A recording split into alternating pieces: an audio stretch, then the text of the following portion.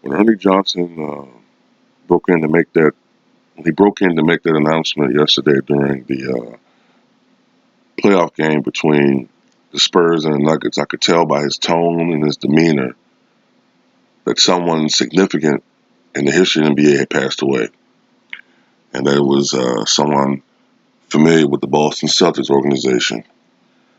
And initially, I feared that it might have been Bob Cousy or Bill Russell, um, because I know they're getting up there in age and they're slowing down. Russell is 84. Cousy, I believe, is 90 or 91. So I was actually a little bit shocked when he announced that it was John Havlicek that had passed away. Um, Mostly because I guess I know a lot of people were saying this. I didn't even know he was sick.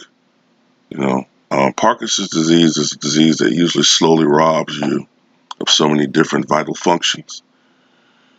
So he must have had this for a while because I know I've seen Havlicek at least in some games, maybe not this year, but at least the not too distant past. So this is probably something he privately battled. Didn't want people to worry about him, or he was a private person and a proud person, and he was a man that let his actions speak for themselves. And he was a consummate gentleman. He was the consummate teammate, and his actions led all to know on the basketball court that he was one of the all-time greats. In my opinion, he's a top 20 all-time talent. John Havlicek died yesterday of complications from Parkinson's disease at the age of 79. Many people like to talk about Michael Jordan, 6-0 in the NBA Finals. Well, John Havlicek went 8-0 in the NBA Finals. When John Havlicek played in the finals in 1963, 64, 65, and 66, he never lost. In 68 and 69, he didn't lose. And in 74 and 76, he didn't lose. Now, there are other years where the Boston Celtics didn't make the NBA Finals, but whenever he was there in the big dance, John Hondo never lost a contest. Only two players have more championships than John Havlicek as players, and that's, of course, Bill Russell and Sam Jones. John Havlicek was from the Midwest, and John Havlicek played for Ohio State. When he was with Ohio State, he played with the likes of fellow future NBA Hall of Famer Jerry Lucas, and a guy who would go on to become one of the most fiery, temperamental, tempestuous, but successful coaches of all time, Bobby Knight. In 1962, a fact that few know about, but Ernie Johnson mentioned this. John Havlicek came this close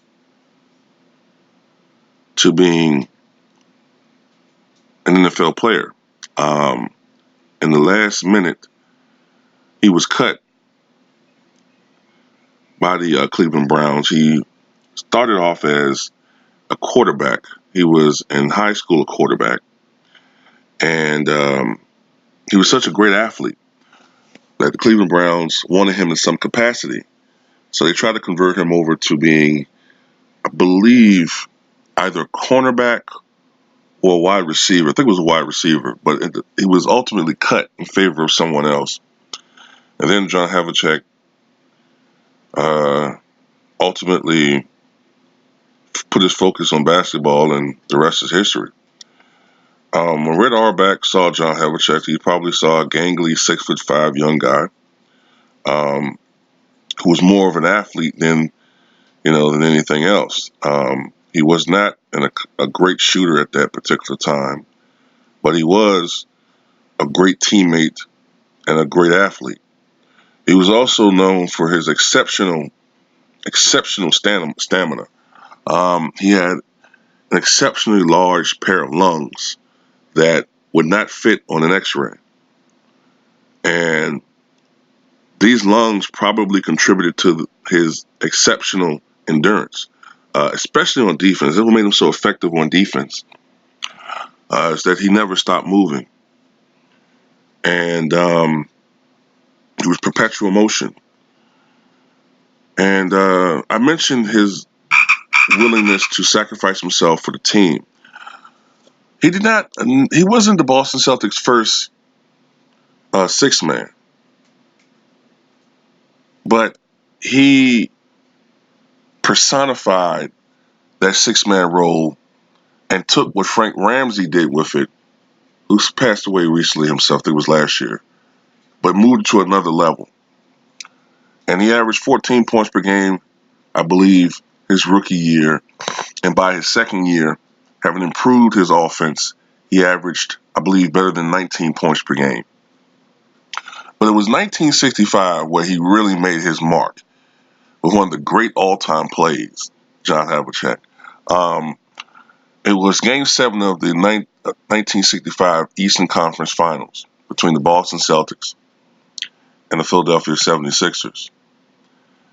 And the Celtics led 110-109. And their season was on the line because the Sixers were going to they were getting ready to inbound the ball for possession, and ultimately they could win. And if they had scored, the Celtics string of being in the finals since 1957 would have came to an end. But John Havlicek was there to save the day. He tipped the inbounding pass, and it was Johnny Most's call. Havlicek stole the ball, which became iconic. And John Havlicek was on a whole nother level. He was on the map. After Bill Russell retired from the Boston Celtics, it was apparent now that John Havlicek would be the new leader of this team. And he became a full-time starter. That's what's so amazing about John Havlicek's career. When you ask the question, who is the Boston Celtics all-time leading scorer, some people might say, well, is it Larry Bird? Is it Bill Russell? Is it Paul Pierce? No, it was John Havlicek. And what made it more impressive is the fact that Havlicek didn't become a full-time starter until his 8th season in the NBA.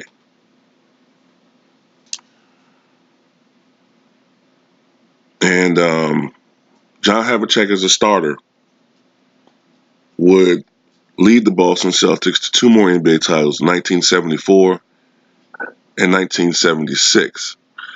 And he's one of the few people that can say that in the NBA Finals, he beat Will Chamberlain and Kareem Abdul-Jabbar. He owns the Boston Celtics playoff record for most points scored in a playoff game with 54. And his list of accomplishments as an NBA player are unbelievable. For his NBA career, John Havlicek, like I said before, was an 8-time NBA champion. He was a 1974 NBA Finals MVP. He was a 13-time NBA All-Star. 4 times he was on the All-NBA first team. 7 times he was on the All-NBA second team. 5 times he was on the NBA's All-Defensive first team. 3 times the NBA's All-Defensive second team. And keep in mind, they didn't really start that until, I think, Bill Russell's last year. So he would have been on far more All-Defensive first teams had they started that earlier. He was on the NBA's All-Rookie first team. His number 17 is retired by the Boston Celtics. And he was a member of the NBA's 35th anniversary team and their 50th anniversary team. And his number 5 is retired by the Ohio State Buckeyes. For his career, he averaged about 21 points, 6 rebounds, and 5 assists. And he was inducted to the Naismith Memorial Basketball Hall of Fame, and he's in the College Basketball Hall of Fame. And he's one of the all-time greatest players, and we truly lost one of the great, great players in history with his passing. John Havlicek, once again, dead at the age of 79.